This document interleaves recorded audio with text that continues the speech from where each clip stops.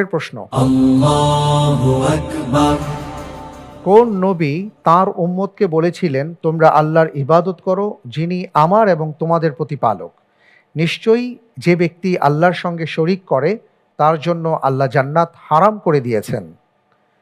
এ মুসা আলাইহিস সালাম, বি ঈসা আলাইহিস সালাম, সি দাউদ আলাইহিস সালাম, ডি ইয়াকুব আলাইহিস সালাম।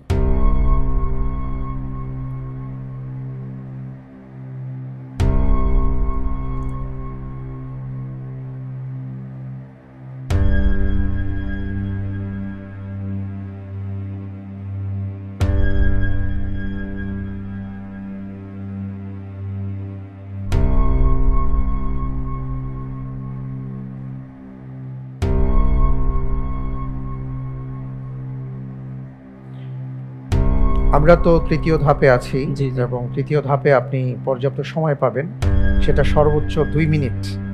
আপনার অনেক সময় চলে যাচ্ছে, আমরা আপনার কাছ থেকে উত্তরটি আশা করছি। এছাড়া আপনি দুটো লাইফলাইন ইউজ করতে পারবেন। দুটো লাইফলাইন আপনার জন্য আছে, যে কোনো একটি লাইফলাইন আপনি ব্যবহার করতে পারেন। ইন্টেলিজেন্ট প্যানেলের সহায়তা অথবা লাইফলাইন তাকদীর। জি। জি।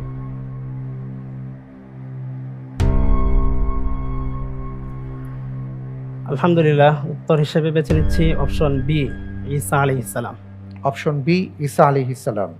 ফ্রিজ করা হোক অপশন বি ঈসা আলাইহিস সালাতু ওয়াস সালাম।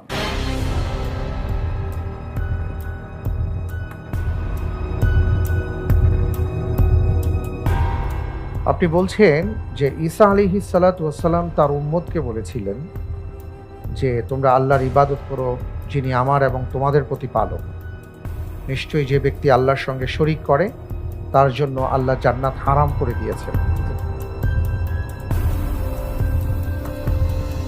আপনি যে উত্তরটি দিয়েছেন আপনার উত্তরটি সঠিক উত্তর। আলহামদুলিল্লাহ। আলহামদুলিল্লাহ। জি, সূরা